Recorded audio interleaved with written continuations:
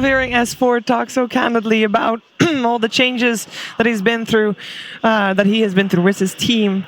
And his chances on the stage, Liquid's chances on the stage. I'm here together with Dendi, Capitalist, and Trent. Gentlemen, time to break this matchup down. There is so much to talk about when these two giants meet on the grand stage. Trent, what is the first thing you want to bring up when you look at this matchup?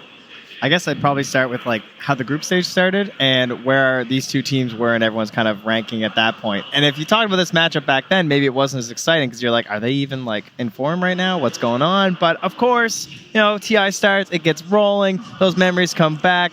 That conditioning in the booth is there for these two teams. They've met up once again and they're both ramping up, right? They're in kind of this peak TI form. So I'm happy that we're getting them, and I think everyone is at a level where they're excited for this matchup, whereas maybe a week ago they were just kind of these guys are washed. And because of that build-up, right, there are advantages to both sides. Liquid has the build-up of having a win going into this series, whereas Evil Geniuses, they have the prep. That's their advantage that they hold, because we just saw, actually, on the Chinese stream, Kuro was pouring over his notes, just that last-minute prep of some of the drafts that was coming out from Evil Geniuses. And I know that's a tough position. I've heard a lot of players talk about it, and having to go into a day knowing you're playing two different series and just saying okay, we're going to have to actually prepare for multiple opponents.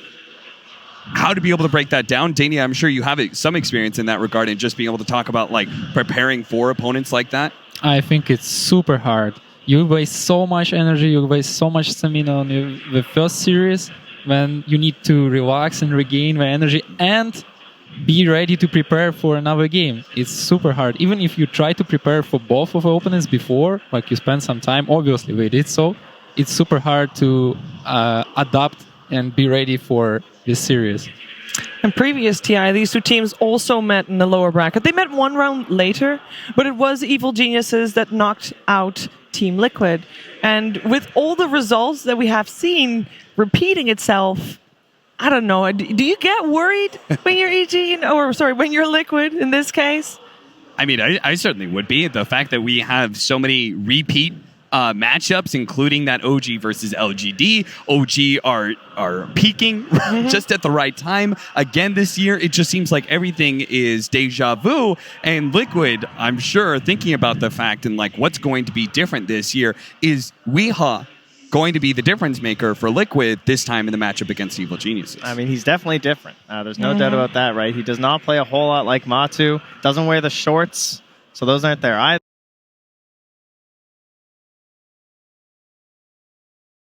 But it's a whole different style coming out from them when it's Weeha playing on the squad. And the man you see right there, too, Mind Control, is someone who I feel besides, obviously, Matu's one who got kicked, but in a lot of the community discussions and everything, I feel people kind of targeted MC.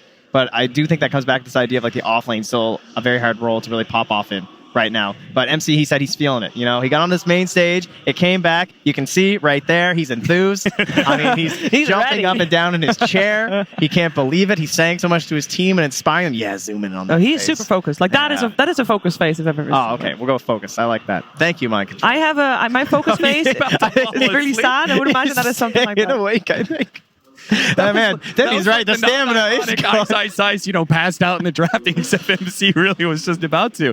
No, I think that talks about the energy that goes into this series and having to reserve a lot of that. But since we had Dendi on the panel, I actually wanted to ask, I think what makes a lot of this an interesting matchup and what makes EG a really interesting team is you have a lot of players in these two teams that were once considered the best player in the world. Right? Just think about it. You had S4, you had Arteezy at some point in time, Sumail on the other side, Liquid. A lot of people held MC as just being this amazing playmaker. Dendi you are also considered one of the best players in the world. What do you feel about that? How is that pressure, right? And being on you and everybody looking to you as being the best and everybody studying you in that regard. I think it's fun. You just enjoy yourself. You enjoy the game. You get into the game and you destroy. And when you destroy, you feel great. You feel amazing. But in this game, you have insanely skilled players. So when it's come down, for example, for Sumail, this guy is just out of his mind. He's doing so much job for this team, not taking out from anyone else. They all doing the job, but he's doing so much job. It's going to be very hard matchup on mid lane for Weeha. Weeha also is a very skilled player, and it's going to be really tough. I would really pay attention to that lane a lot. It's very interesting for me. And both of them like super skilled. So, you know, I love watching it raw skill. And you're going to be focused on that mid lane. Oh, yeah. I'm going to be fully focused on that. And it's two mid laners who don't choke on the main stage, right? Yeah, it's like Sumail is well known for stepping up at all times. And Weehaw always seems to have the best performances at TI. He was a large part of the reason Digital Chaos made it such a long run.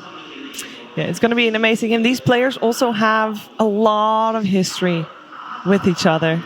We're going to talk all about that maybe after the game. But let's find out what's going to happen in the first game of the series and kick off Evil Geniuses versus Liquid. Evil Geniuses versus Team Liquid. Game 1. Hey guys, welcome to the first match of this amazing series. We have some great Dota coming, lots of very high-skilled players, and lots of money on the line. So, what can you guys go through some top heroes or drafts you're expecting to see from either teams? So some top heroes that both teams share are Leshrac and ET. So both heroes really prioritize that hero a lot. And on side of EG, Enchantress is heavily focus that hero. Meanwhile, Liquid they do play Enchantress, but they don't like first pick it. So it's interesting to see that aspect. And for Liquid, they play a lot of SD, but EG don't like prioritize that hero. So, yeah.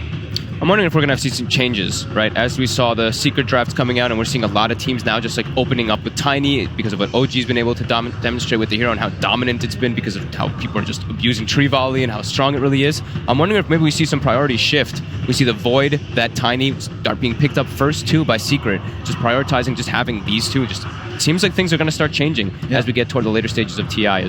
And we know like these both mid players, they love Tiny. Weehaw, Tiny, and Sumer Tiny. He went one like what?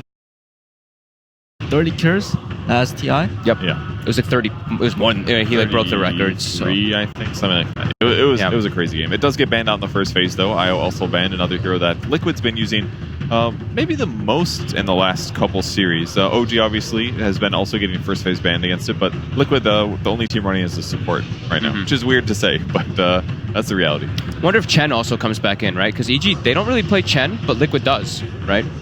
So I think that's another one that I'm also looking at that could sneak in, that I know Kuroki really likes to play around when they have like that Tusk plus the Chen and they can just make a lot of aggressive moves. So I do think there's a lot of variety we could see coming out in these two drafts. And now you bring up the fact that Liquid plays Chen, but EG doesn't. It feels like EG's whole ban stage, other than the Tiny, of course, it feels like there's more bans that they have to use that their opponents can just ignore and let through. ET, also very, very strong, but easy to take that hero out. Yeah. Yep.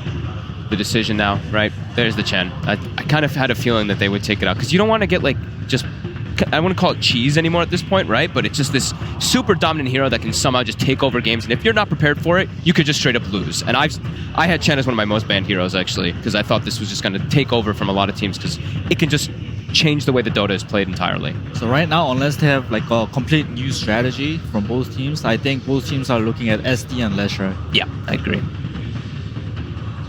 Yeah, SD Lash, probably like the Miranas, maybe slipping in, and yeah, Liquid. I think that's the better approach than even leaving it in. Sumail, I think, plays the best Lash. I think Sumail and maybe are the best Lashes in the world for me. So I think just taking him a little bit out of a comfort zone can. Yeah, especially nice Sumail with that movement speed build. I think he created. He's a really beast on that hero. Yeah, it feels like Lesh is too dominant of a hero to let through, and he kind of works in so many different situations, whereas SD is more, I shouldn't say situational, because he is very good consistently, but he definitely counters some lineups more than others, so it makes sense to ban the Lesh. Lesh is just really flexible. Like, you can run him in like every role, while SD he's a support. He's always going to be a 4 or 5.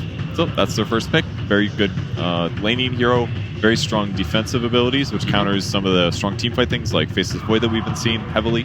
Yeah, for the past few games, EG hasn't prioritized this hero, but I think it's like a deny pick because Liquid loves this hero. Totally agree. I mean, it's time for EG to get with the picture, right? It's clearly one of the best supports. Might as well grab it. Does this prevent Liquid from grabbing something like Faceless Void? I'm thinking they could still do something like a Gyro +1 or the Void +1. Just because of the last series, right? We're seeing just the way TI ends up happening. These shifts of drafts and priorities.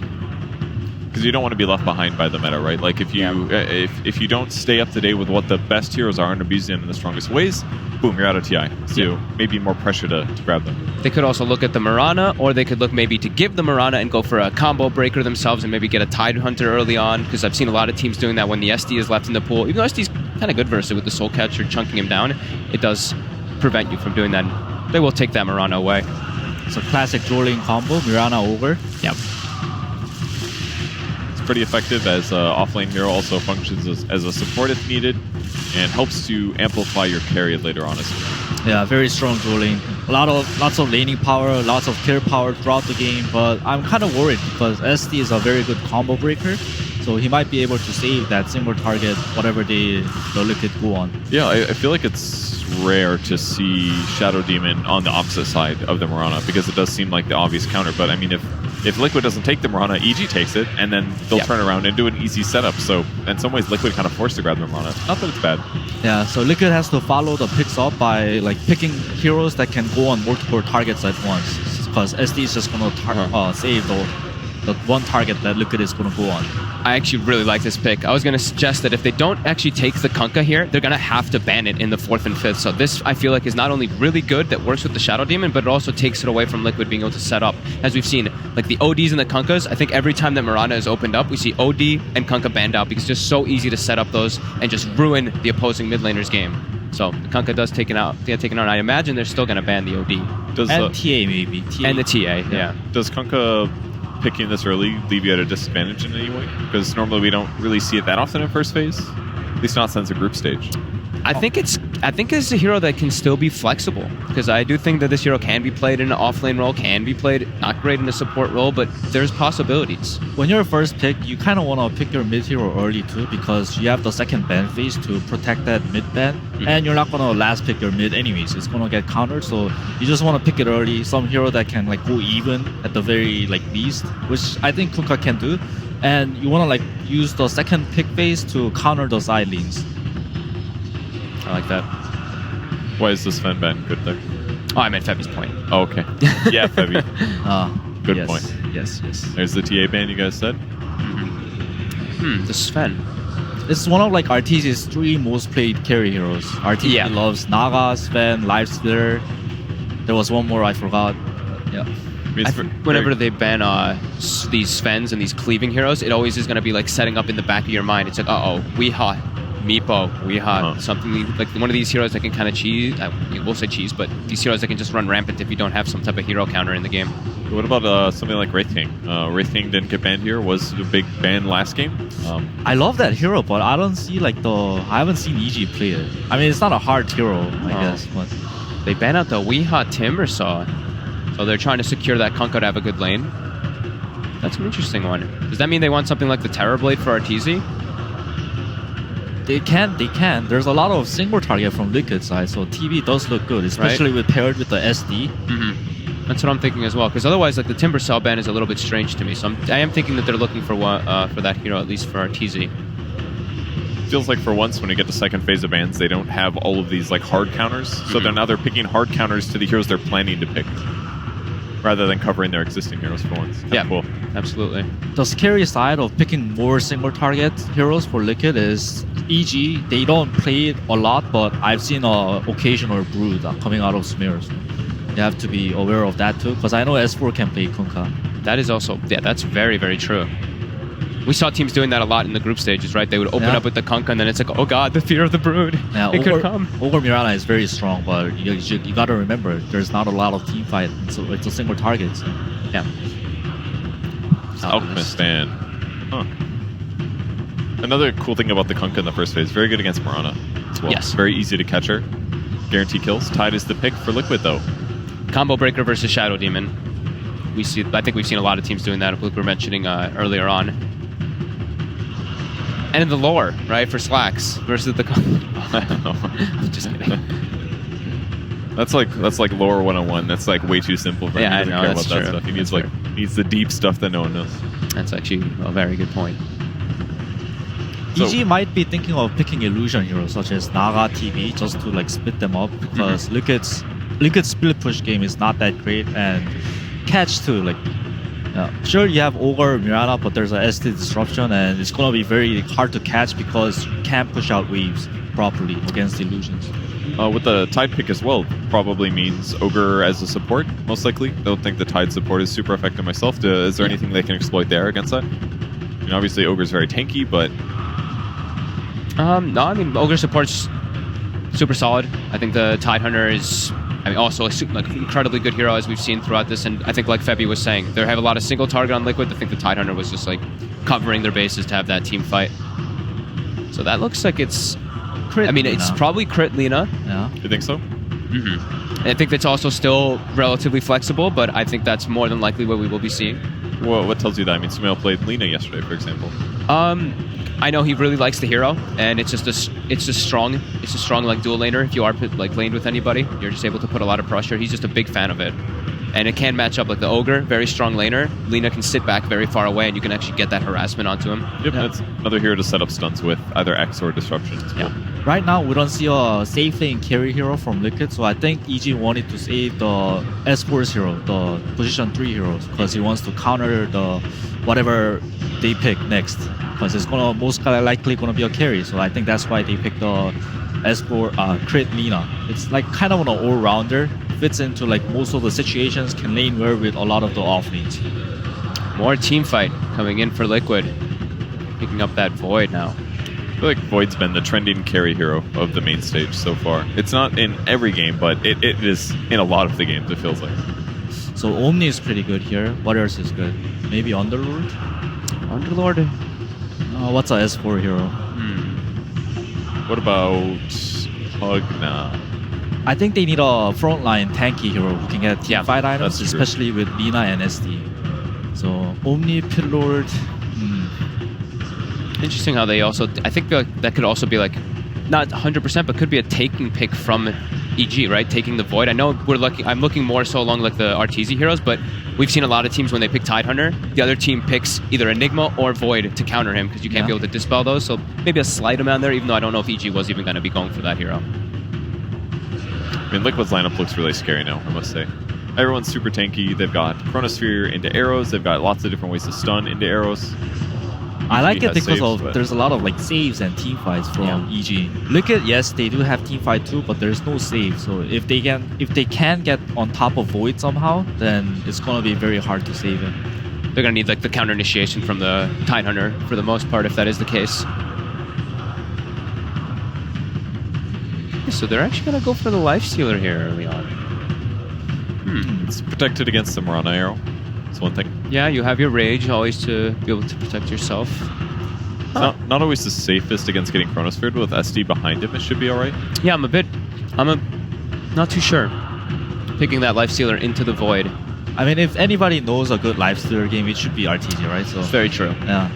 I'm just a support player. I think he knows like what he's doing on that hero. He's been playing it throughout the whole year, maybe 2, so... Maybe that can allow to open up to save S4's hero as well. Maybe the Kunkka we could see still some swaps coming out where they want to lane the hero too. So maybe, but do you think it's worth doing something like Night Stalker, like we saw earlier today? Against like I feel like Liquid pretty vulnerable to AoE silences. I mean, I guess they'll get BKBs at some point, and then it won't be as effective. But I guess that is another option versus Tidehunter that maybe people haven't explored too much, right? That crippling fear always being applied to. I'm not sure if I'd see that style for EG. So Liquid bans out S4's hero, Omni Knight? Yeah, I think the Omni was a great suggestion. So now they got to go for some worse choice, unless we're forgetting something. I'm sure we're not, though. I think EG Liquid needs some damage. Weeha hero or damage hero in the Chrono, because right now they don't have a lot of damage in the Chrono. They kind of lack damage, basically. Yeah. And it's going to be coming out from Weeha. It's a throwback Weeha here. I mean, Invoker comes to mind, but... Yeah, Invoker sounds good, Tinker sounds good. These like flashy mid-type heroes that inputs a lot of damage. Just worried after I saw those like matchups yesterday versus the Invokers. But it could still be a possibility. Only 10 seconds left here for the ban on EG. Yeah, they're running low. I'd be very excited to see some Weeha Invoker action. Right? Doesn't that sound hype? That sounds pretty hype. The game goes late game. They've got Ravage, they've got Chrono, they've got all that kind of stuff to set up so for it. So they do ban the OD. I think that would have been the better one. And they will go for that tanky frontline hero for S4. that Centaur.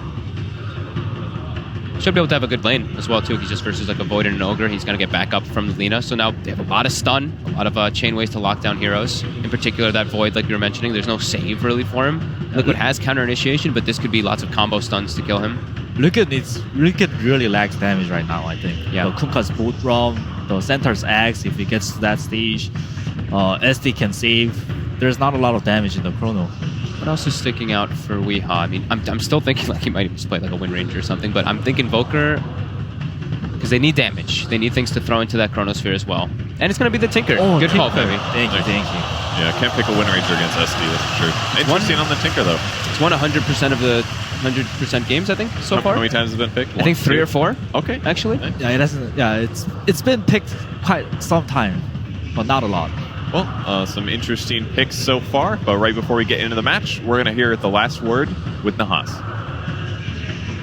Coming into this series, so important that we talk about Sumail. He's having one of the best performances of his young career in this tournament. You look at averages at the 12-minute mark. He is in the top 10 in the tournament in average kills, deaths, last hits, and net worth at that crucial 12-minute mark, the end of the laning phase. There's only one other player in the tournament in the top 10 in even 2 of these 4 categories, and the early game going to be pivotal in this matchup. When you look at the hero picks, EG have built their draft around this Kunkka. Kunkka is 10-3 in games that end before the 35-minute mark, only 13-16 in games that go past that mark, whereas tied on the side of EG, he is on the side of Liquid rather, he's 6-8 in sub 35-minute games. He is going to be 16-6 in games that go past that. Guys, we got the premier matchup in Western Dota 2 on tap for you. Who better to bring it to you than the OG casting duo? Here are Toby1 and Cinderin. With the original G, we can fill in what that means later on. Myself and Sin, yeah, let's get it on. We've got, what a matchup. I get to have a Tinker as well. I'm very happy about that one. Nahas I actually really enjoy Tinker. I love this like global maneuver and just combination. You're surprised? No, unsurprising. Unsurprising. Very unsurprising. Sorry, he's a mech, right? He's a goblin mech. It falls into the category of heroes you would like. So not too surprising. Yeah. These strategies, it's very clear what the development toward the later stages of this tournament has been, right? We're getting a lot of team fight out of teams. We're getting plenty of stun, we're getting scalable heroes, and we're getting a tanky frontliner. Both teams with a tanky frontline that also has team fight in the Tide and the Centaur, super late game scaling heroes such as Lifestealer and Tinker, and even the Kunkka also scales pretty well, but like Nahas pointed out, not as well as some other heroes.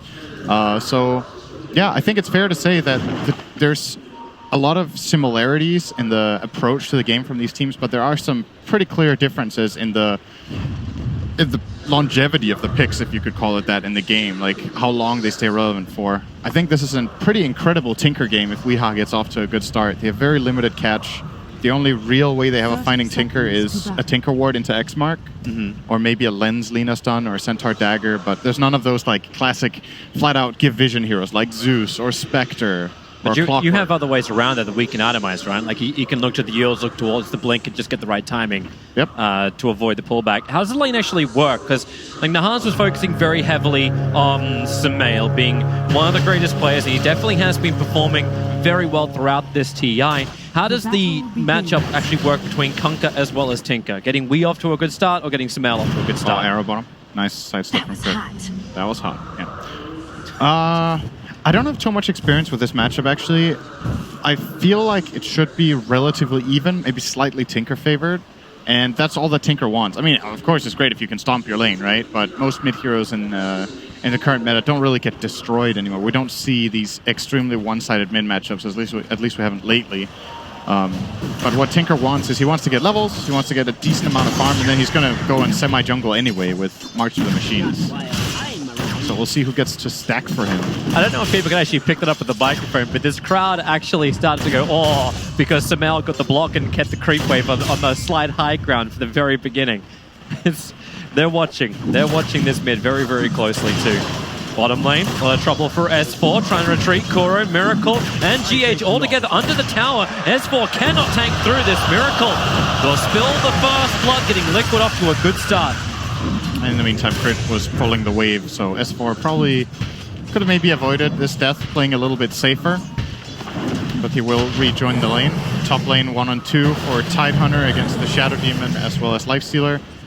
Curious to see if Mind Control chooses to skill up Kraken Shell as a solution for this harassment from the Shadow Demon. For now, he's holding his skill point, and now he will be getting help. So Mirana showing up from GH. Wants to arrow the Arteezy. I don't know if he was going for that, if he wanted the big creep. I think he wanted the big creep. He was trained by Angelina Jolie just around the corner of the creep to hit Arteezy. But it doesn't hurt him too much. He has the Stout Shield. So tanking the creeps is not too bad. Miracle's copying so much damage on bottom lane. He may have to already burn this Salve, switching it in. S4 and crit. Nice double stun combination. Now that the Mirana has left the lane, maybe EG feel a little bit more safer. And this is the kind of lane you want against Void, right? The thing...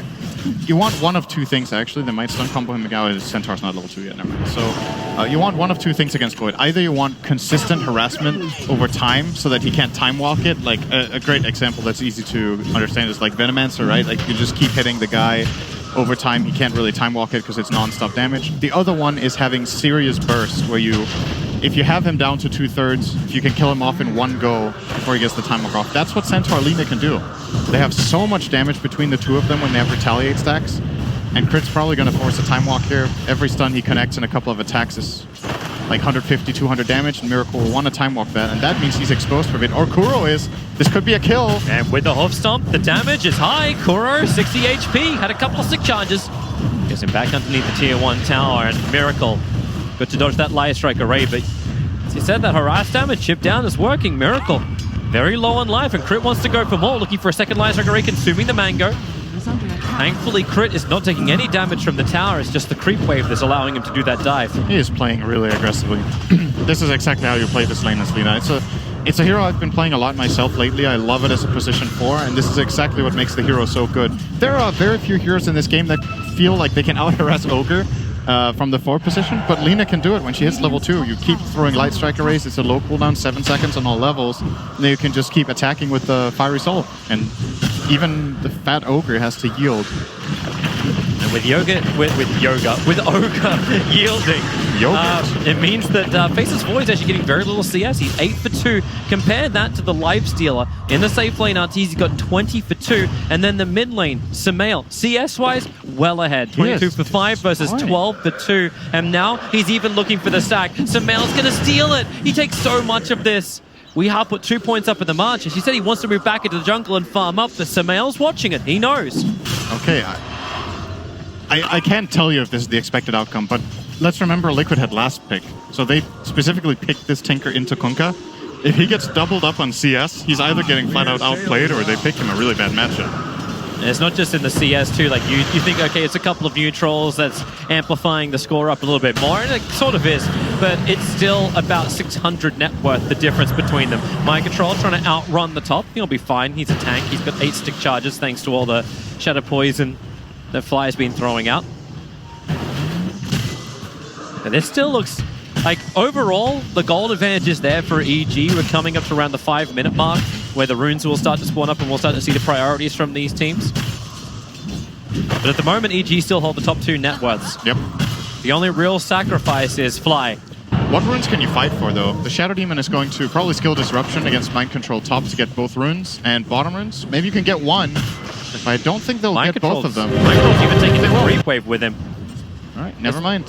Maybe a little bit more difficult. Bounty will take the first one. Mind Control's in a little bit too deep with the open wounds, trying to outrun both Fly and Arteezy. Damn, he's tanky, and they don't do a lot of damage until the poison stacks up. A quick disruption. Arteezy still wants the kill. Sumail's moving over. A torrent will send Mind Control up. He still grabs the bounty rune, but he'll lose his life for it. I think he's pretty happy with that, actually, on Tide. He's only level 4.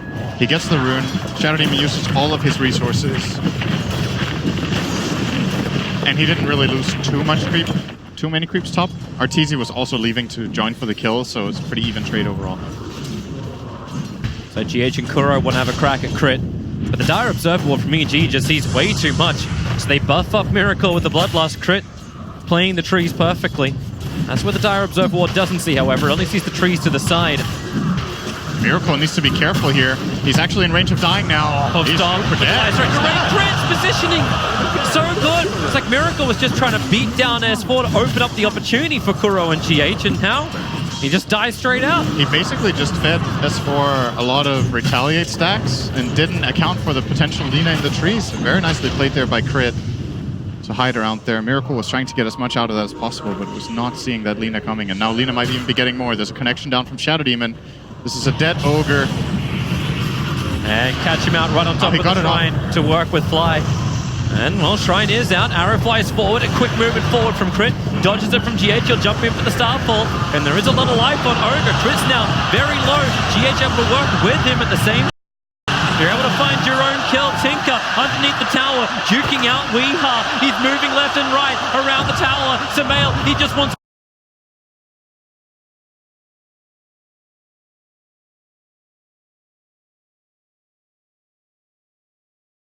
One more hit, he can't reach. In fact, now it's Mirana TPing in. No mana for an arrow. He's trying to consume up with clarity to get closer. Kuro's arrived as well, but Sumail up the hill. And Crit will arrive just to back them off. And there's a region bottom. How nice. Even better for Sumail. He's going to be loving that. Regeneration. Not sure he knew that Rune was here when he started going for this play, but I think he did. I think they saw it on the way with Shadow Demon. So, a lot of pressure into Tinker, but he doesn't die. He comes back into the mid lane. And he's going to start farming and pushing out again. But now he's 1,000 gold behind too. This is not how... I want to say with pretty high confidence that this is not how this lane should go. It should be better for Tinker. Maybe I'm wrong about him drawing, but losing by 1k at 7 minutes without a kill? It feels like, oh man, bottom lane, Sumail actually hit the torrent timing. Miracle can't jump away in Sumail. 4 points up in Tiebreakers, more than enough to crit through Miracle. But I'm kind of with you on that point where it's like, yeah, you feel like it should have gone better, but it feels like it should have also been someone to work with Weeha to actually gank it up. But these supports from Team Liquid, it's like there's been no presence, just a straight one-on-one duel so far. And when that happens, Sumail always seems to come out on top. Yeah, they committed a lot of their time from their supports to protecting Miracle in this bottom lane because it is a dangerous lane for playing against the Centaur Lina. And that obviously means that there's nobody able to put on the pressure in mid. Sumail battling on bottom. S4, he'll tank the arrow with the Starfall. The bow's already coming in, so S4 doesn't really care. He can regen. He's got a lot of armor. Good leap away from GH, but does not have a second one, however. They'll banish him up. Fly has arrived in the bottom lane. And Sumail will be the one to get the kill on GH. 4 heroes from Evil Geniuses find their way on the bottom lane. Because they're fine with Arteezy being on top, because no one can really contest the Lifestealer. No one does enough physical damage to bring him down. It's a very easy lane. You can just farm up here. Tide is going to cut waves. Lifestealer is going to free farm. Every time the hard camp spawns, Arteezy will want to go into that one and farm that as well. And use a fast for it if he wants to be extra efficient. But actually somebody wants to get involved with killing the Tide. Can't TP out when you got a Conquer there. X marks the spot, already out. Crit. He's holding the Light Strike Array until Mind Control comes back, and that's what happens with the Torrent. Into the Light Strike Array, Mind Control's brought down. EG are not wanting to give any kind of safe space to Team Liquid at all. Every lane cannot go the way you think it can. There's no time to breathe. And that's definitely a weakness Liquid's lineup has right now in the state of the game, right? Their lineup it's greedy. It's a Tinker mid, it's a Void safe lane, and it's a Tide off lane. 2 heroes with big level 6 cooldowns that they kind of don't want to use in just single small kills. And then this Tinker who needs a lot of time and space, especially after losing the lane. So it makes for EG for now. The timing Liquid is looking for is much later than this, so as long as they can stay afloat, defend their towers, and get a couple of bounty runes every 5 minutes, things are not looking too bad for them, but you got to be careful to not give away too much. Sumail's going to battle for the 10-minute rune. Tide, nothing to do there, but yeah, straight 2-2 trade-off. They're seeing a very large stack inside the Dire jungle. Just trying to steal some of S4's farm. It is Ancients. That's not what Liquid can really take care of. Yeah, Tinker can't steal the Ancients is Tide, but it takes really long, and he has no way of really getting over there right now. So that stack is pretty safe. Kunkka will be farming it up later for sure. Working on a first item Halberd, Sumail in this game. Thought maybe he'd go the Radiance build. He's going Halberd to minimize Void's impact. Weeha's in trouble. X marked up. Even under the March of the Machines, EG won't care. They'll send in the boat. Kuro and GH will arrive. Weeha, the Poison and the Slave, able to pick off him. Underneath the tower, Mind Control, huge ravage. Connects over on 4. A Stampede. EG's get out, jump freak up in the corner. Miracle, he's arrived. Defensive disruption from Fly. They'll buy a little bit of time for Sumail, but not enough. The Starfall from GH once again there. The support's finding the kills. A quick anchor smash, no gush. Now it's only leveled up. Fly is slowing down. Time walks off cooldown. 3 seconds time. The arrow looking to fly forward as well, but it's all Fly jumping in, able to get the hit from Miracle. no way to be protected underneath that tier 2 tower as Team Liquid will now actually look to take that tier 1 tower in mid. Weehaw will have to do defense work against S4, who's been pressuring that bottom tower. A Centaur not joining the fight. What a surprise. Liquid brought their whole family mid and used all of their ultis, so now they need to get the hell out of here. They have nothing left to fight with. They got a big chunk out of the mid tower, though. Even S4 TPing over to try and defend, but the tower's now in deny range. You would imagine they might just deny it up right now. No, they're currently leaving it. Maybe as bait, maybe they didn't realize. And yeah, Weehaw managed to defend bottom. So very good movement from Liquid here with bringing all these heroes in. Now they have downtime for a minute, which...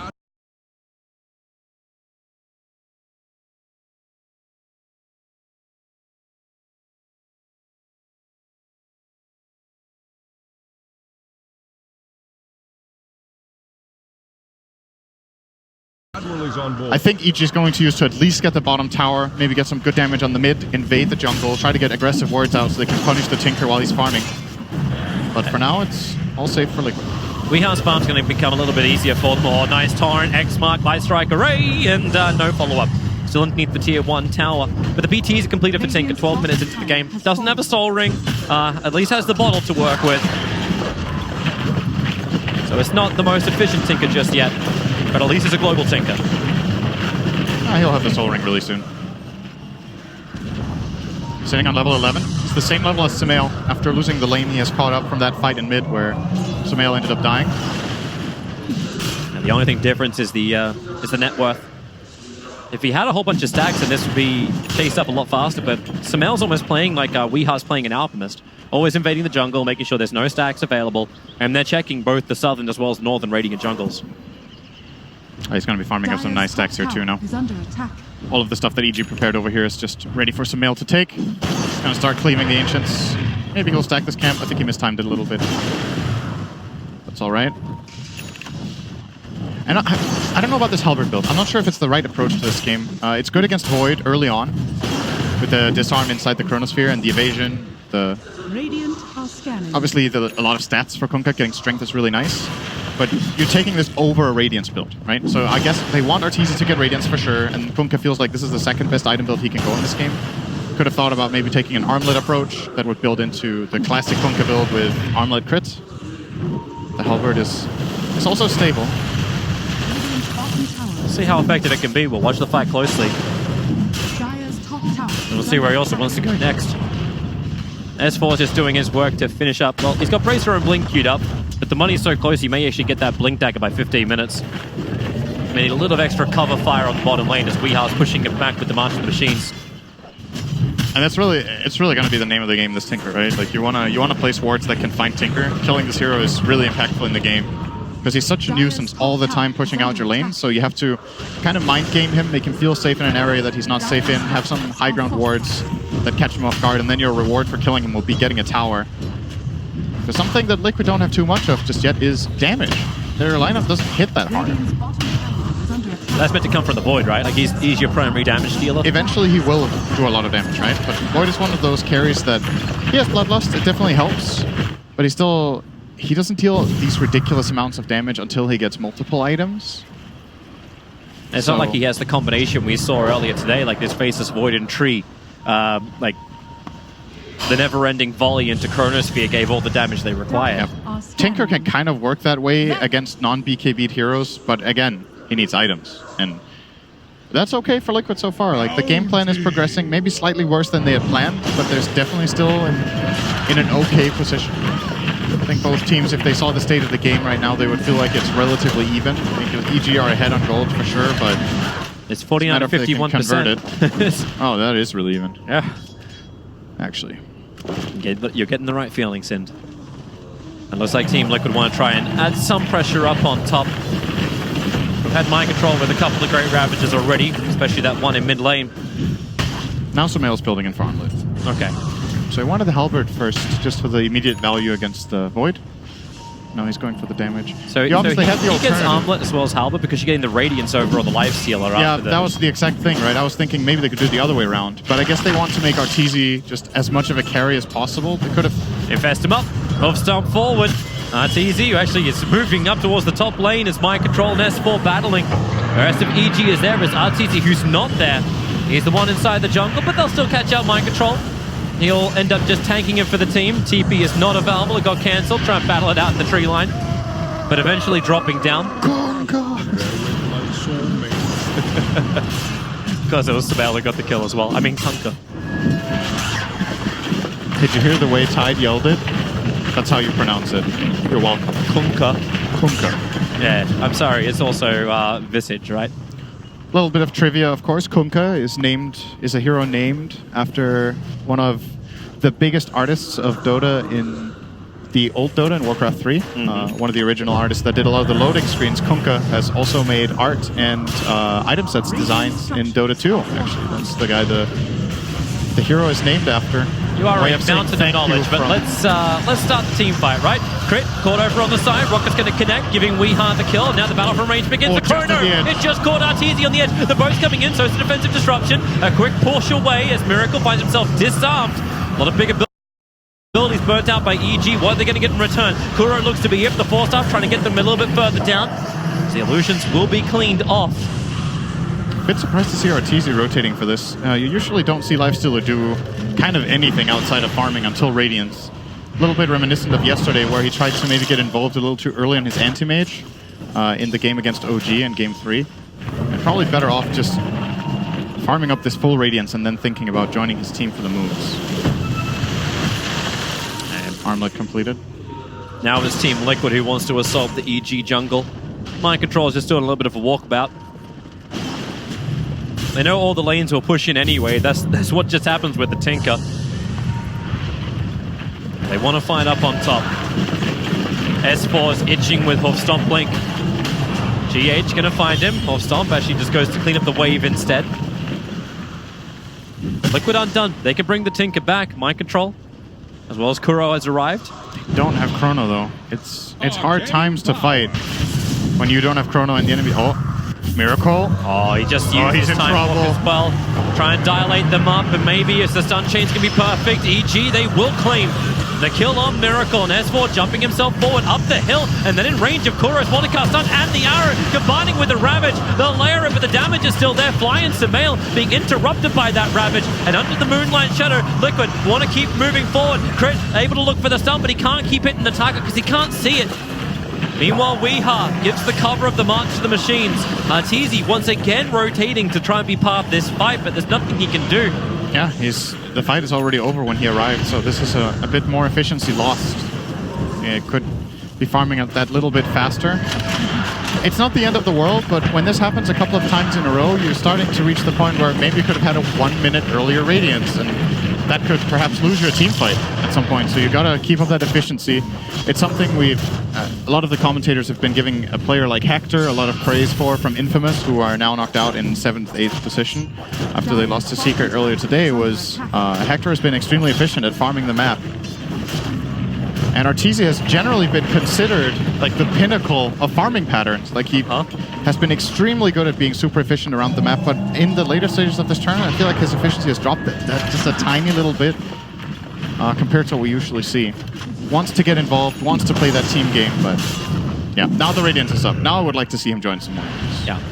Then he can actually start comboing with S4. That's why you hear the Infest and then the fight happen up on top lane. It's like, oh, he's going to be inside of S4, get that quick pop and move on to another target. But now, at least when Radiance is up, he can jump inside of S4 and they have that combination, the delivery system for the Lifestealer to get him the early kill and then the advantage in the fight for EG. So 20-minute Radiance. The bounty runes will be a straight 2-2 split. I like the items that both teams are planning really. Tide, first of all, got this pipe for the immediate value and the Force Staff on Mirana to disengage from the Centaur jump.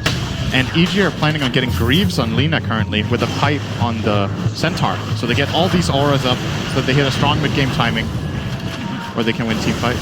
Good damage mid onto Mind Control, but it's the combination we're looking for. The damage is setting up. Sumail's throwing out a couple of abilities just to try and chip him down.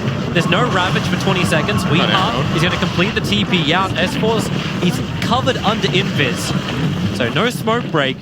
But Weeha's not coming to the mid lane. In fact, he's pushing out the bottom instead.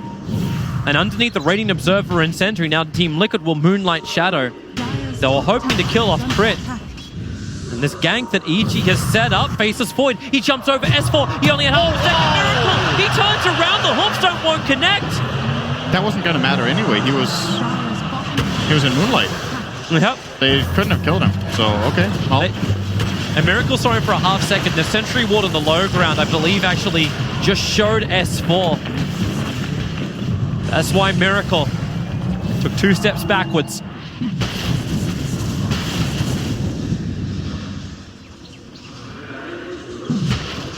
And with this game just slowing down and not too much happening, you've got to feel good for Liquid right now. Tinker had a hard start. He's now almost top of the net worth. The Void is getting good items. The Tide, as we talked about, has what they need to defend right now, and that's really what it comes down to, is EG, can you push some towers or not? You need to get through Tide, you need to get through Tinker. It's really, really difficult. They don't have the best siegers either. On top of all the good defense, their offense isn't great. They need picks, right? Like that's why they set up for it in mid. Like they know they need to find a kill, then you can push a tower. And that tier 1 tower is on almost no life, but maybe as you were saying, like Liquid know, like how does EG push in? We won't even deny our mid tower.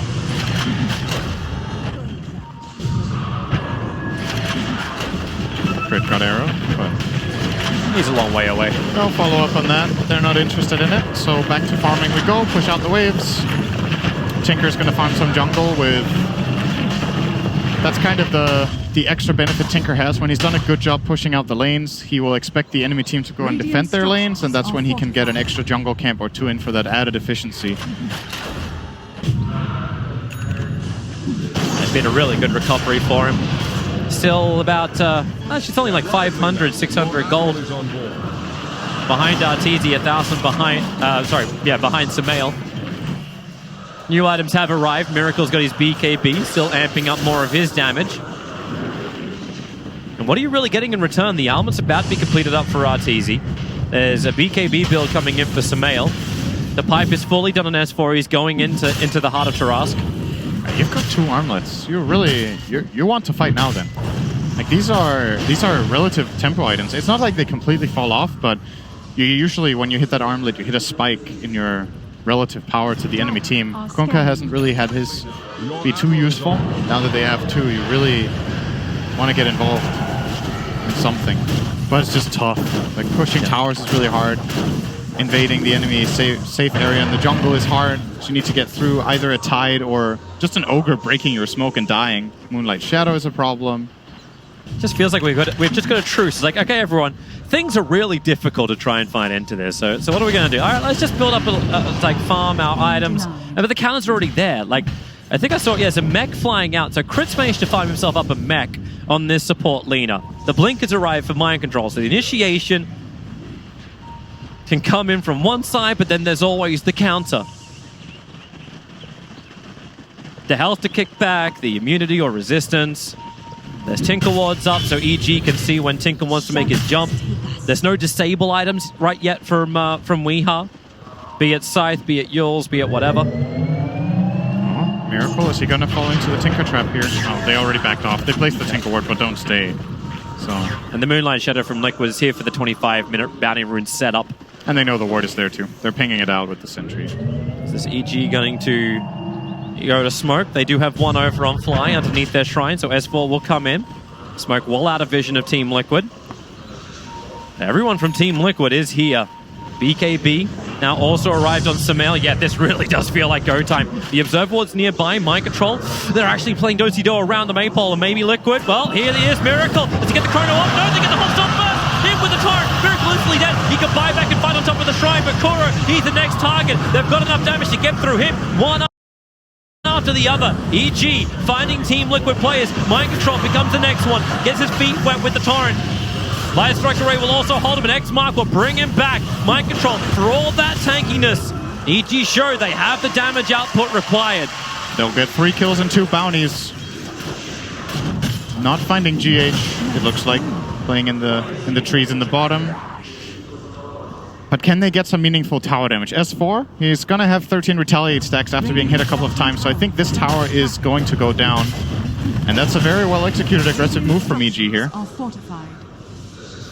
Oh, Tinker might defend. They're respawning. They're back off.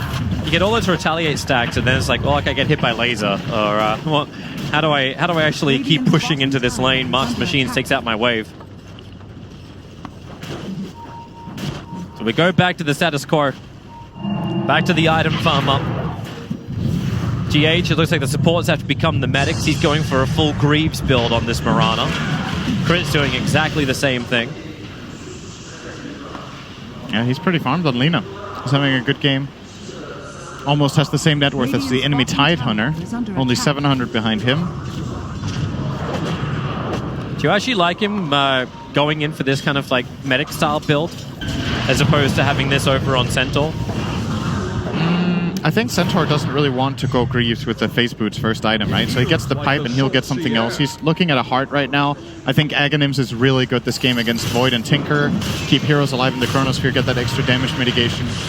So yeah, I kind of like it on Lina. It still feels like a decent Yule's game though, which is would usually be the other item. But that kind of always feels good on Lina. Sometimes you got to try something else. They have other setups. They have Centaur Stomp, they have Shadow Demon Disruption, they have X-Mark.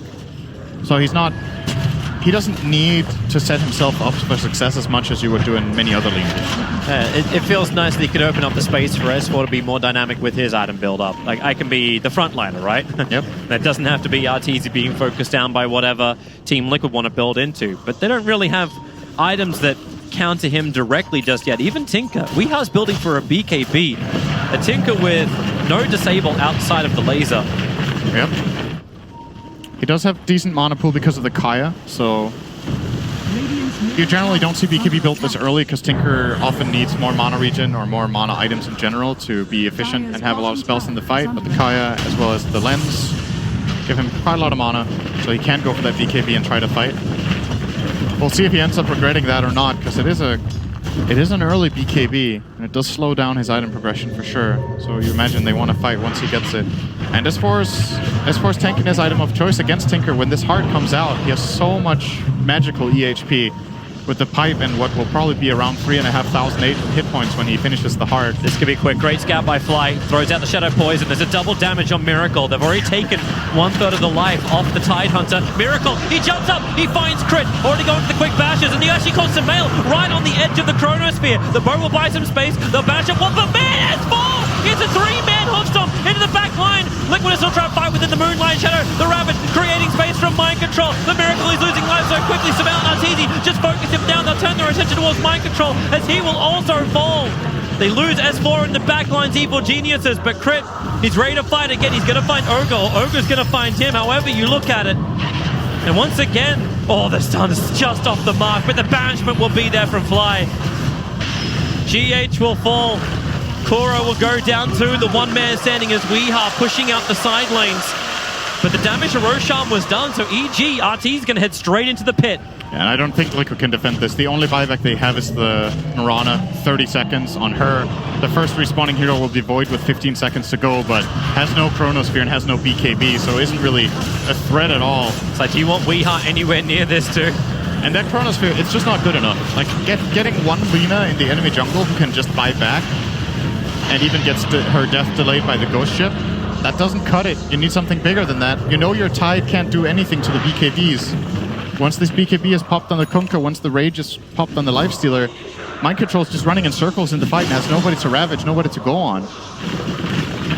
And that's why that Chrono has to be better. It has to be on the right targets and with better vision than what they had there.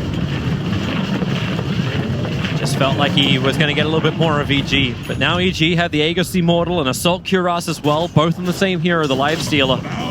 So the auras are really starting to arrive. Sumail's actually going to be the first one to build into the Hex.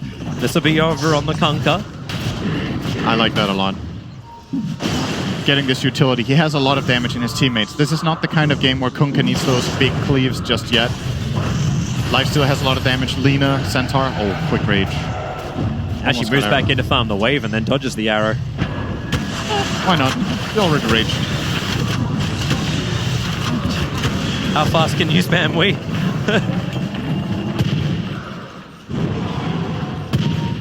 Well, he does play Rocket League. Ooh! High S4. High S4. At least he used to. I think he's actually pretty good at it. He played it a lot in his stream in the past. So. Well, he's Very got fitting hero for that. transferable skills in esports. Looks like EG will finally be able to push down this mid lane coming together. They don't have S4 with them, however, but there are 4 heroes together. Because EG's always having to deal with their side lanes because of Tinker. Like, we are, like, these 2 big fights that have happened have just gone the way of EG. We still didn't die. He was still pushing out the side lanes. This Tinker is 4-1. And the 1 was pretty early on. There's still a way to go, though. He's going Kaya Yasha. So still will be so far away from any big damage. No Hex, no Axe, no Dagon. It's like the opposite of everything we've been seeing in TI. It's like, hey, we got a Chronosphere. Here's the damage. Here's the volley. We build Aghanims first on Tiny to reach this point. Nice and quickly. I have move speed. But it's just when you just say, like, Liquid believe later in the game they can take this. Because that feels like that's the way Weeha is itemizing for this. Oh, like, it's like, okay, we're playing for 80 minutes, 90 minutes. Maybe not that much. Maybe he's got a compendium prediction. But I honestly think Liquid's game plan doesn't really come online until in 15 minutes. He walks underneath the tower. He didn't see them. They were covered inside the Moonlight Shadow, but Arteezy will just rage up and so armlets away.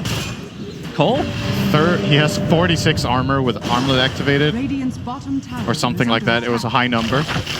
Over 40. I'll spoil that much for you. S4's going to finish the bottom tower. Easily done. And it really does feel like they're still buying more time. Miracle's building into the MKB as fast as he can. Looking for this straight up damage. Arteezy, he knows how tanky he is. Mind Control's waiting up on the hill. The rest of EG, they're in the trees, ready to fight. Arteezy the front liner, and then, well, S4 blinked in looking for his own opportunity. And Mind Control picked up by the Torrent. Arteezy, remember, he's just here for the tower.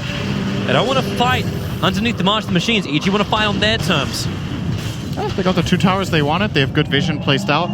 And now the challenge is to get the top area. Get these 2 top towers, get the enemy triangle area so Tinker can't farm that, further limiting the space of Liquid. They're waiting for a move right now. They would love to jump them in the mid lane because that's a great access point to get up to top after they get a pick off. For now, Liquid are not falling for it. No. Arteezy's just going to farm. What do? Weeha just keep rearming, blinking down the lane, just keep creep skipping out everything. And Ichi can't keep up with him. Like, he just keeps going. He not only did he nuke the one wave, he then blinked 5 times to reach the second, and now he goes all the way in the base to reach the third. Doing this in the grand span total of maybe 10 seconds? Something like that. Yeah. It's crazy the speed he's able to achieve. It's the Yasha Kaya, man. He moves so fast. It's totally not the rearmed blink dagger. Stampede is out. Okay. Mind Control, he's already leaving. Man, Ichi. Maybe a misclick, but also maybe they're just really itching for a fight. They've had this Aegis the Immortal. The tower's been taken, and Liquid have done a good job just to avoid it and find the farm on the course. MKB is now done. It's just the way Weeha's playing. I love the way he's playing. He's making the right decisions. It's debatable if this is the ideal item build, but his playstyle with it is absolutely correct. Like, you keep skipping waves, you keep buying time. Now he's going to go stay out of harm's way. He's going to start finding the disable in a bit. And it always... Like, how do you fight this if you're EG? You want to push, you've got an Aegis, but you're always on your side lanes. It's hard to go high ground. You kind of have to map control. Someone see that courier. Someone see that courier. Oh my It's got so much money. And look who's coming over in the Moonlight Shadow. They won't see it up on the trees. But if they do, Sentry Ward, if Kuro, no Observer Ward. Oh, if Mind Control knew this. It's so close. See it here? He saw it. They pinged it. If this thing dies, look at the money. They're waiting for someone to come over. It's going to be the Lina. She'll die quickly, but the courier feels like the bigger one. Weeha's going to find it. He'll fortify up. Weeha, you know he wants to chase this. He'll blink into the trees. He has to rearm and blink again over the small area. Kill the couriers. One more up through the trees. Keep chasing into the base. No, okay. It's worth a lot, but maybe not that much. That would have been a really big kill. It has almost 2 full hearts on it. Centaur's heart is, I think, it's completed when he gets the courier. And the heart for Lifestealer is also completed once he gets to the secret shop. So, and those are the items. You want that item against Tinker. It is the item in a lot of games, just raw health. Tinker has no percentage-based damage, so getting max health is very effective against this hero. And when you look at the rest of Liquid, there's actually nothing that does percentage-based damage compared to, say, the Feast of Lifestealer, which scales very well against tankiness items like that. Ogre mid. Yeah, they're going to have a bit of a crack over towards S4. Stampede will get him away to safety. Weeha, he knows he can keep up with him, but doesn't want to do it. The hilarious thing is like GH has now also gone for the Agate himself with a blink. He's moved off building Greaves. How much wave clear does Team Liquid really need? They've got it in droves. You lose one, there's another 2 heroes to replace you for it. Yeah, it's a good point that if one hero dies, somebody else can do the job. And it's the expendable ones too. You put, like, you see Lina able to always push out side lanes. I think it was actually like AUI was the first one I remember really just cleaning up the waves from inside the tree lines. And this time you get it. Long range arrow from GH, unable to connect. Arteezy, Moonlight Shadow once again. Did anyone bring that detection? Not to the front lines at least, but sentry wards are now being placed down by Fly. They might want to get a gem on the Centaur. He's tanky enough now. Yeah. He might need some armor too, though. So maybe, like, I don't think Centaur should buy the gem. He's buying Shivas next. Who do you buy it on? Can Delina buy it? She wants to go Solar Crest. Oh, top lane. This is dangerous. Weeha's right in the trees with everybody else from Liquid. Who's jumping forward? It's Crit to show himself. Lifestealer already starting with the with the open wounds, but GH into the trees already. Miracle hexed up already. The Ravage! Mind control! It hits so huge! Over on 3. It's actually maybe be enough with the boat. They don't take damage quick enough. Now Lifestealer will go down. They get through the heart. Mail caught by the Chronosphere. S4 wants to help out, but what can he do? He'll have to jump after you've actually got the Chrono down. Able to do so with the double edge. Miracle. Time walk to Babel. He'll repair all the damage done to him. And Mind Control. Electric Array instantly broken up by the Kraken Shell. Liquid, not only have they taken these kills, maybe with Fly's TP out, yeah, it's still going to be a kill going the way on the Lifestealer, but that's all. Could Crit really not Where reach is all the stun? kills, Sin? Could Crit not reach a stun there on the Void when he went for the Laguna Blade? I feel like he was just barely in range, has the cast range talent and the lens.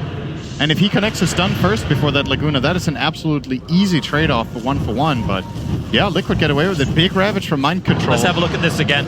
So it's really important this Ravage comes out for 2 reasons. First of all, it sets up for the kill on Arteezy, but secondly, it saves Miracle, who was definitely going to get comboed to death here after getting caught by the Hex that I don't think he knew about from the Kunkka. Nice! Nice! Wow! Oh, shit. I can lip read.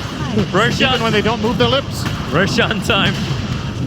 And we'll see just how much damage Team Liquid have. Ariva's been delivered over to Miracle, give him some extra life. Kuro's been the buffer, Roshan's already dead. EG will not get there in time, even under the cover of smoke. They just have to back off. The Scythe is now completed on Weeha 2. That's a really big item.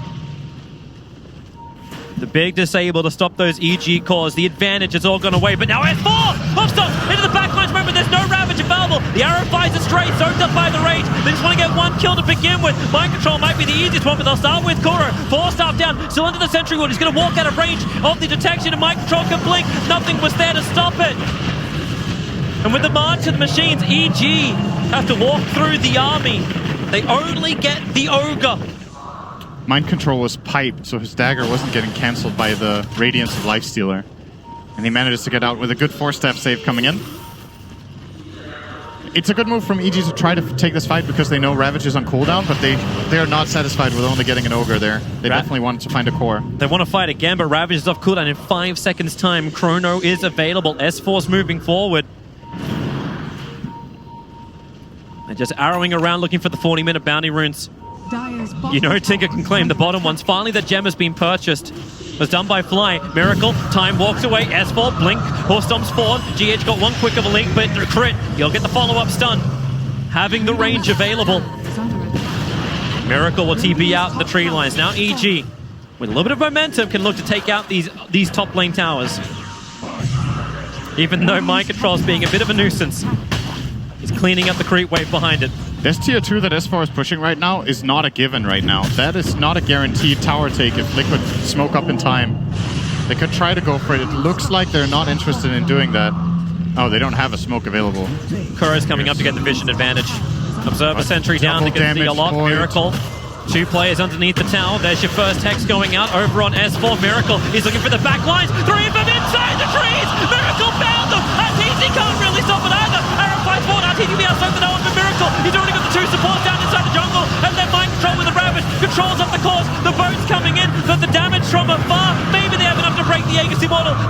finally do, but he'll be back to life in just a second.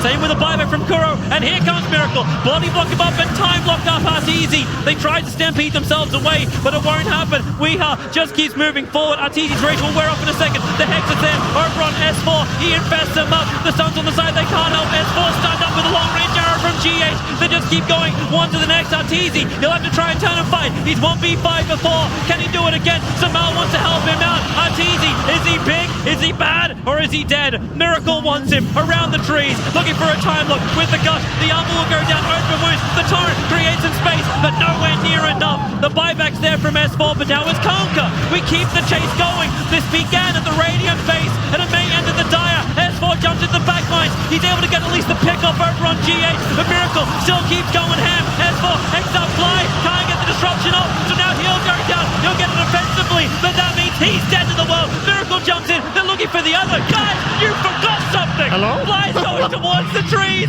Up you go. He'll find him. Hex and blow him up with the rockets. I'm sorry. Everybody just left him.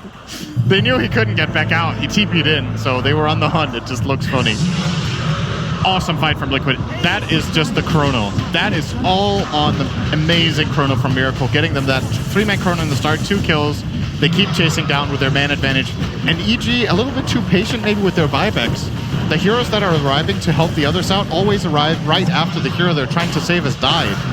And that creates this massive snowball for Liquid where they're just they actually just got bonus kills. That would have been better if EG bought back no heroes, because they ended up just dying anyway. They brought back 4 heroes through that chase. Miracle looking for the mid-tier 3 tower, already claiming the melee racks on top. Mind control, he's gone in deeper. The chrono again, able to catch out Crit, able to get fly. The support, this is the way Liquid begin their fights. They take him out, then jump down, protecting Weeha. He BKBs, he's actually glimmered away. They can't find him, maybe they can. Samal can actually burn him down, but you've got the torrent, a little bit of space being created. Arteezy and Samal once again have to work together, but Miracle, he is godlike, looking for the quad. If he can jump in forward, yes he can. Time block Arteezy, they are bashed to oblivion, and GG, Team Liquid. Patience was a virtue heavily displayed in this series, but they win it 43 with 23 on the board for kills. Just honestly a really nice strategic win from Liquid. Like the understanding that we don't really try to fight in this time span because we need to farm up. We keep skipping waves, we keep pushing out. EG have a really strong stun lineup that wants to fight us non-stop. We're not going to give them the fights they want until we're ready, until Miracle has the items he needs, until Tinker has the items he needs. And we just keep making space and buying time without Tidehunter being annoying. Just, yeah, very well-played game by Liquid. They're definitely coming alive right now in the main event. Yeah, they really are. They're dangerous in this lower bracket. The smiles are up. They're looking good. The drops are looking great. The execution's looking perfect. And Weeha looks like he's finally perfectly gelled with Liquid, taking them to a 1-0 in this series. Yeah, what a fantastic start to a best-of-3 series here. Elimination match for the International 2019. Now, before we at this the main panel get a crack at breaking down this game, I wanted to actually give the chance to our draft panel to reflect on what they thought was going to happen compared to what actually happened. So, Purge, Fog, Febby, take it away. The main panel? They called us the main panel. I mean, if we have to be on stage as well, we might as well be included in the panel discussions, right? We're always here. Oh, what about the Tinker pick? It worked out pretty well? Yeah, I mean, the greed ended up working. I think that's what we were all looking at. We see Tidehunter, we see Void, we see... Tinker? Tinker, yeah, sorry. Sorry, brain fart for a second. I thought I said it. Tidehunter, Void, Tinker, very greedy cores. They end up actually holding on to their side of the map really well. They defended their mid tower constantly. They took EG's mid tower first. And I feel like EG, they had to be a little bit more aggressive and just get more control of the map. But the greed worked for Liquid. I mean, it's even hard for them to take team fights, right? Because they've got Tidehunter, they had Faces Void, difficult to fight into it, and they also had to deal with the Tinker. It felt like a lot of problems to solve. Yeah, they were definitely on timer, especially the Lifestealer getting picked so early. There was a lot of counters from Liquid side.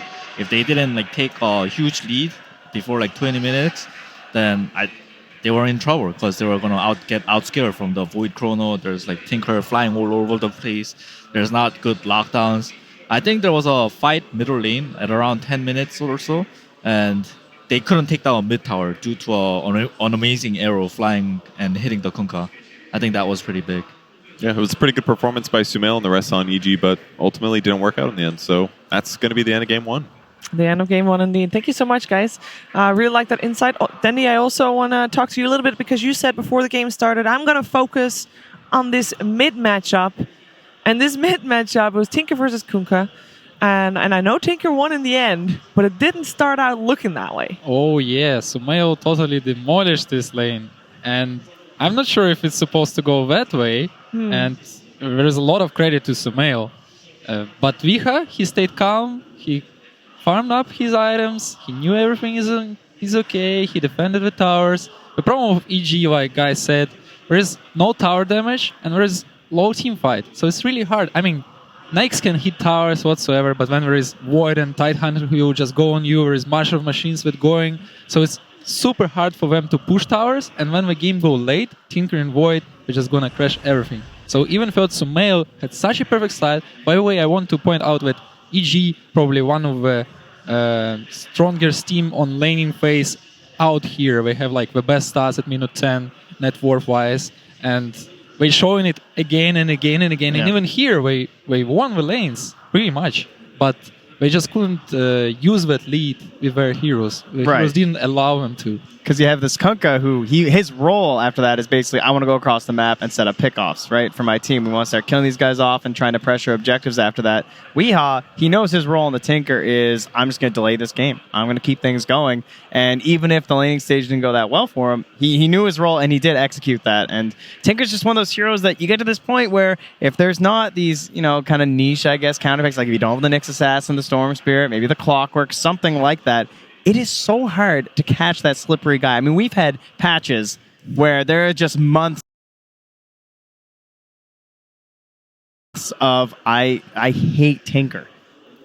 And the thing is, even if you catch Tinker, you have 2 counter initiation by Void and Tide, so it's super hard. Yeah. You want the real deal? Sure. Give it to me. Listen, the side attraction was nice, but this is the main event panel, and this is where the main analysis comes in. And all of them have said really smart things, and I think it's all good. But here's the real crux of the problem in that game. Okay. Evil Geniuses, they come from North America. They come from the US East server. You know what that server's all about? It's about hitting creeps. It's not about hitting heroes. It's not about taking fights. It's about hitting creeps. So all you have to do to beat Evil Geniuses is just outgreed them. Done. As soon as I see Liquid have outgreeded Evil Geniuses, done and dusted, it's over, because EG, they come from a region that doesn't know how to fight, doesn't know how to be aggressive, just wants to farm. They knew how to fight last year, though. We saw them do it. They came 3rd at the International 2018, and I know this year's been rough, and I think Disney Major as well as Macau, they faced each other, and Liquid was victorious on both sides. Yeah, but Shiver, you're forgetting they've got more North Americans now. You saw the recent piece. I mean, he's been converted. S4 is looking good. Guns up, crit. He's got that shoulder check. The guy is just he's a Canadian through and through. That was only last year. No, but now they've evolved further. Oh. Yeah. He's got the blonde mullet going. Yeah, I mean, he looks good. That's what I'll say. Party in the back, business in the front. Oh, it's good. They were missing the Canadian tuxedo, though, the all denim. He could move up next time. Seriously, though, that is why the laning phase has always been so important for EG is because classically they have been a little bit more farm heavy. And so we saw the start of that, unfortunately wasn't good enough. Well, we're going to soon see the start of the next game, but we're going to take a little break. It is time for something different. It's time for something special for you.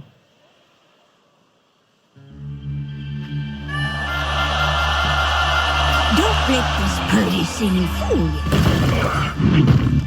This world is a dangerous place. When you get to be my age, you'll see friends come and go. It's important to take care of the ones still kicking. In the heat of battle, you'd be surprised how far a little kindness might go.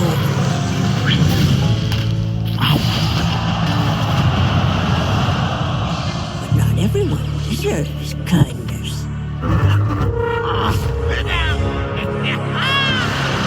Hello, Auntie.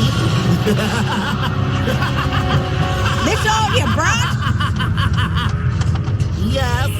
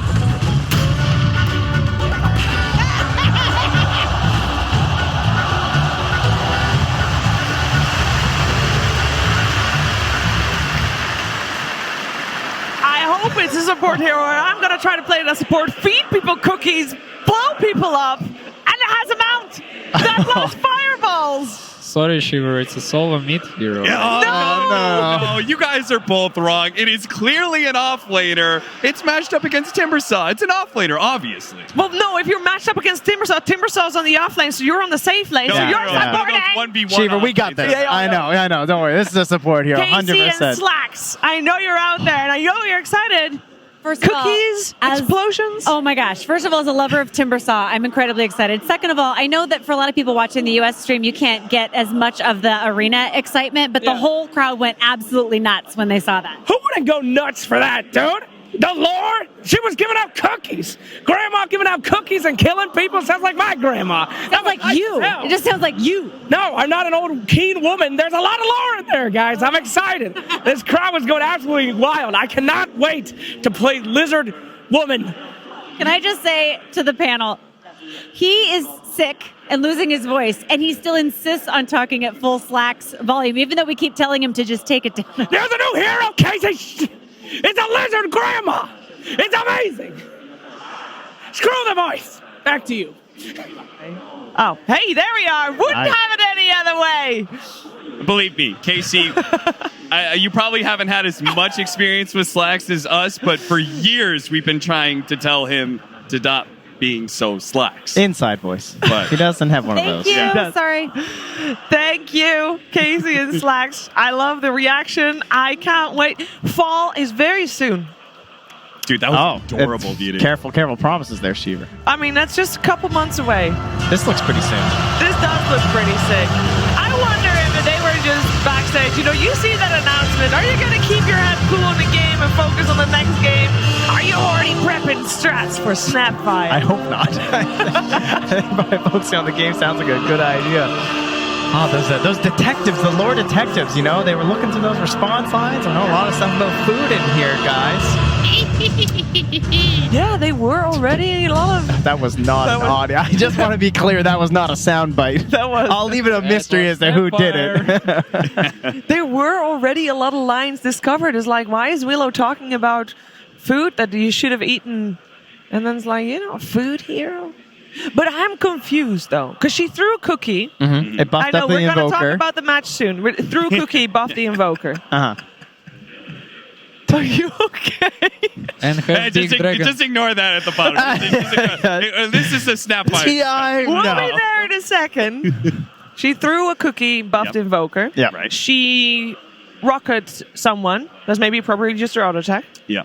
Her lizard mount, dragon mount, looked a lot like what's his name? How to Train Your Dragon, Black Dragon. Yeah. He was very smiley. I love it. Yeah. Anyway, he threw a fireball, but it was close and range at and the jumped. same time. But it was jumping over someone. Uh-huh. Yeah. What did I miss? And then the ultimate. Pure love. Oh, I didn't know you were a voice ultimate actor. is when she mounts the guns and she just was firing nonstop. Yeah, Oh, yeah, I'd have to yeah. say so. But it looked like she also had a way of chasing people, like Maybe some movement thing. Could be. I don't know. All right, let's talk. She got on her horse and ride. It's not a horse; it's a dragon. Yeah, sorry. Wait until the cosmetics. I'm sure she's gonna get a horse at some point. Very true. All right. Okay, fine. Evil Geniuses, Team Liquid. Winner moves on to be the decider match on 3rd, 4th. Meaning, if AG lose this game, they are top 6. That will be their end result.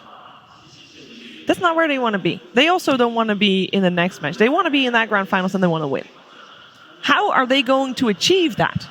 What needs to be changed? Because, Cap, you already said, you got to stop farming, start fighting. Well, obviously, my solution for EG would be to pick 5 carries and be greedy. But I'll leave Dendy the real analysis of what they should do. We see both teams being adapting to TI meta more and more through playoff. We see more heroes showing up again and again, like Shadow Demon, Elder Titan, Ogre, Mirana, and now we see this Void coming up. Every single game in playoff, and he's super strong. So what I can advise for EG, just get yourself a void. It Get yourself feels a void. Yeah, it feels like it comes upon you all of a sudden, right? Because I feel like for the past 2 or 3 days we've been saying, oh, every team's so different and they're bringing different stuff. But as those teams get put by the wayside, we're starting to bring some things together. And I see some common factors here, like this double bubble, this idea of having like 2 giant teamfight ultimates in this case, like even 3 sometimes, right? So winning Cinderin those was team ahead fights, of the curve. That's what you're he saying. knew. Yeah. Well, I mean, who else started it here was Secret, right? Secret, Yapsor connected to Cinderin. It all comes together. Speaking of Secret, we actually saw that similar playstyle that Liquid just showed, which is being able to have like a combination of like very superior team fight, be greedier than the enemy team, ensure that you have late game, and force the enemy team to come into you. And I think that's always going to be a stronger strategy at TI when the pressure really mounts, and I feel like it's harder to play that perfect aggressive game, you know? Perfectly control the map, don't leave any openings, push high ground well, don't actually feed away your advantage. Like, the TI just... all the stakes are so high. It's hard to go for that like blind blink, right? It's like that idea of just like, we know they're up there, you scan, it's red, and then you're like, all right, buddy, Sand King, you're up, dude. Get up, that you blink, that instant reaction, like, oh, 3 hero stun. Like, you don't want to do that up on the TI stage. That's terrifying. But sometimes when you're more relaxed, those are the plays that win those games. I wanna really, for a second, talk about the history between these players, because it is very rare that we have 10 players on the stage that have such an intricate, that's a word somewhere, history with each other. In the old days, it was Weehaw playing together with Fly. Might not be known to many people. They played on a team called Meepone. It's funny. Yeah, good. Yeah. And we had, of course, you know, you got Liquid and OG history, and you got EG and OG history. They were both there. You got GH replacing Bulba. And the original Liquid squad.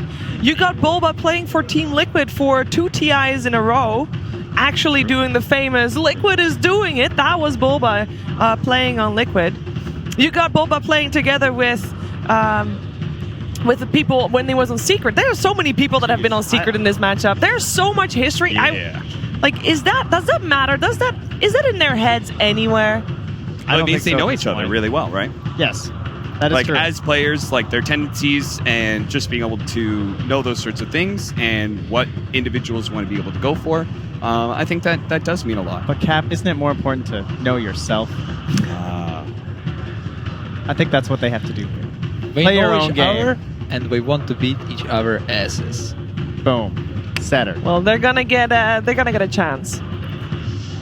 Well, at least one more chance in the case of EG for now. Let's find out what's going to happen here. In game number 2, Evil Geniuses and Team Liquid. Evil Geniuses versus Team Liquid. Game 2. Second match here in this best of 3 is going to be massive, and the draft has already started, so let's hop into it and see what the new picks are going to be. We're going to see some adjustments, maybe the Faces Void coming through. What do you guys think? More prioritization of team fight, I think, is probably the biggest thing, and also I think that's one thing I did see EG doing in a lot of their games, right? When they saw them pick up the PA the other day, which was just like a big shocker, and then they just had that late game that they were able to take versus Secret over and over again in the fight. I think that's probably what we're going to see adapted here. Yeah, we saw like this similar pattern happening yesterday against OG. EG, yes, they do win lanes, but I think they have to think about the after too. I think they need to find the right balance of both. I actually kind of liked Cap's point, even though it was kind of memey. He's just like, if you're out greeting EG, they're probably in a bit of a tough spot. It's actually felt, pretty impactful, because it's very true. We've seen the way Liquid's been playing and getting back to their state when they actually won TI, where they're doing a lot of split pushing, a lot of making space, waiting for that late game so they can just get that super farmed carry coming out. It does seem like when Liquid plays the stronger Dota is that split push and just like go late game. Whether that's Miracle Anti-Mage, Miracle Arc Warden, we are like late game heroes, Oh. First phase ban on the Void. Look at that. So Tiny makes it through, Shadow Demon makes it through, Elder through. ET is going to be very hot for these both teams. Yeah. Is it the first pick? I think it is, because it just provides you so much. It provides you that team fight, it provides you as well. and it's just an amplifier. Yeah, Liquid loves SD, so I think they're discussing about it. If you pick ET here, your opponents get SD and Mirana. Is that too good as a pairing to let through? I think ET is okay against SD, so I think they can let that one go. They can pick SD, but they cannot pick ET, but they cannot pick SD because ET is really good against it. And they do it. I really like the ET. I think it opens up your draft to having... Like, we're a little worried for Liquid. They need a big damage source, and they were able to get that Tinker. ET always solves everything. You look at an ET draft, and you're like, yeah, they're okay on damage pretty much every single time, because he just makes every hero just feel that much better. And he always has such good team fight control throughout every stage. And like I said, strong lanes. I mean, he's always really strong. He's basically increasing your magic 3% or something like that with a resistance amplification. Oh, Tiny, the other hero. We forgot about banned in first phase last game, I believe. Yeah, I think the three we said, right, was Tiny, SD, and Elder Titan, the three big ones that we had seen. I think the Rod... I think they're still probably going to look at that. I still do believe, like, Tiny, he needs, like, AoE control, something like Void. We saw Tiny Void opening a lot from Team Secret, and I think, like, it's the new Phoenix. It's the new combo for the Void, so he needs to find the right combo. Well, SD, the remaining support, it's really, really good. I think this opening is fine, though. Yeah, they're going to lack some AoE disable, like you were just talking about. But I think SD covers save against ET combos, for example. Amplifies their damage. Lots of good things. Yeah, that's for sure. So with this ET pairing, so I think they're probably debating if they want to open up early on with the gyro. It's a little bit weird, but I think it's just such a strong hero that pairs really well with it. For me, I kind of don't like the SD pick. Like, I know SD was like the hot hero for this tournament, but it's not that good against ET. So I actually don't know. I mean, it's not incredible against ET, but I mean, obviously there's more heroes coming, and at some point there's going to be some chain stun stuff, and having disruption against that just makes the game so much easier, especially when it's unlocked at the start of the game. Yeah, at least it provides a save. But yeah, I agree with Febia. It's actually just ET feels good versus SD because you're easily able to set up for your stomps, and just overall like the team aspect of the game. This hero just provides so much as an Elder Titan. Liquid's taking a lot of time here for this one. Mirana's an obvious gimme here that could be picked. If you get a stomp, you throw the arrow. Obviously, SD can counter it. They go for the outgreening EG. Is that what's the narrative of the series? Well, it just might be, right? That is really strong pick. So now they're going to just try to protect this Alchemist. But Sumeru looks so impressive whenever he faces an Alchemist mid, so they might just put in the safe lane then, right? And just put that on Miracle and pick Weehawk, a matchup that he can actually be male. Yeah. So it's going to be up to them to die right away. You're going to have to see a lot of pressure coming up from EG. At least they do have heroes that are good with that, right? Like SD, he can be good versus Alchemists. Yeah. Liquid must be thinking about that too, because Sumeru is amazing at punishing these greedy mid heroes with his aggressive heroes. I think that's why we see like the Batrider ban, right? I think that's like the teller for me that it's like, all right, ban out the heroes that just can dive and kill this Alchemist constantly inside of the laning phase. I think Batrider is one of the big ones. Yeah, another it's an S4 hero too. So. We'll take out that Mirana themselves on EG. I feel like something we saw a lot in the lane would basically guarantee his Radiance at a good timing, and then you get in the late game and grab all these like damage talents, and then you become just like a solo gank hero. That was a little bit too scary. Are we expecting to see something kind of similar here, or do you think it'll just be like kind of like boring AFK Alchemist? I think the build's not really changed too much. It's like Radiance, Blink, BKB, AC, and then they just go for this timing around 25 minutes and just run at you. Maybe even the Blink gets replaced, but I really like the Blink. It's just a really good follow-up for any type of stuns you have. And that's the build that you're talking about, right? That you just become a super hard right clicker and you just start pretty much eating anybody alive if you do get on them. AA gets spammed. Makes sense. The countered Alchemist prevents his regen during the ult. Yeah. Playing aggressive and getting solo kills as Alchemist is always going to be good, but knowing EG, like this team always puts their number one priority on lane. So this Alchemist is going to be quite behind, and then I feel like he's just gonna play catch up. They're gonna be behind until like 20-25 minutes, and then I feel like that's the name of the game. That's always been the name of the game for Liquid. I feel just hold until one of them is online, Weehawk or Miracle. What kind of heroes would you pick to counter Alchemist in lane, like you said? Timber. That was actually the main one. They picked it before I could say it, but yeah, Timber has been. I think we've seen a couple teams actually try it versus the Alchemist. I think it keeps them a little bit flexible because that can still be Sumail. They can also put that in the top lane. Yep. So there's like Timbers, Embers, heroes that just bullies him out of the lane and can kind of chase him too. For this one, like Timbersaw for me is one that he actually goes like even into the later stages of the game that he's really strong versus Alchemist. If he keeps up, as long as he doesn't start falling behind and just getting caught out by something like these Spirit Vessels or just get dying a couple times in a row, if he keeps up in farm, he's able to just kill this Alchemist extremely easily with that stat reduction. But that's when like the ET pick kicks in, I think. Yeah. If the Liquid picks a lot of like good magical damage in their last two heroes because Rubik doesn't provide damage, this Gyro can be in trouble because of this ET. And I don't know, like Timber is good against Alchemist, but I haven't seen the latest matchup where Alchemist goes like that build where he doesn't fall off with the 40% cleave, the right click build instead of the Octarian Shiva magical build. I'm trying to remember back to the game. I'm pretty sure it was Mineski that had played it. I think, or was it Mineski? No, I think it was Fnatic. No, it was Fnatic. I think Ice was playing it. I can't remember the exact game anymore, but it was during the group stages. I don't believe they won the game, but I do remember it happening. And they had a good early game, but it got to a point where, like you said, the Alchemist just started killing him. Well, here's a perfect support to pressure the Alchemist. The Earth Spirit can easily gank mid, can move around jungle, and initiate easily. Could be a great setup for Timbersaw follow-up. So Ember response pick from Liquid. So a little bit of mobility on their side. He's going to not get locked down very much this game, it looks like. Yeah, very good magical damage coming with ET too. Now Timber looks like he's killable. Yep. As the Earth Spirit is going to have a very hard game too because of this Ember. ET Ember has always just been one of those classics as well. As like Gyro ET, I think like the Void ET and the Ember ET are the biggest three for me because you're just a mixed component. You have that physical and you have that magical throughout the entire stage of the game, and they both can just easily throw their spells into the backlines and, like you said, take out those supports. So do you think they're going to put Ember Spirit mid now? The safe lane? Or, I mean, they're going to try to lane dodge, right? Dodging, I think. Keep the Alk away from the Timber, right? Yeah. It's really important to have eyes on this roaming Earth Spirit, I think. GH has to do a very good job of chasing him around or like have wards down to see the Earth Spirit roaming around. You talked about how EG like prioritizes so much in the lanes, and I think the one thing that they're covering their bases is they have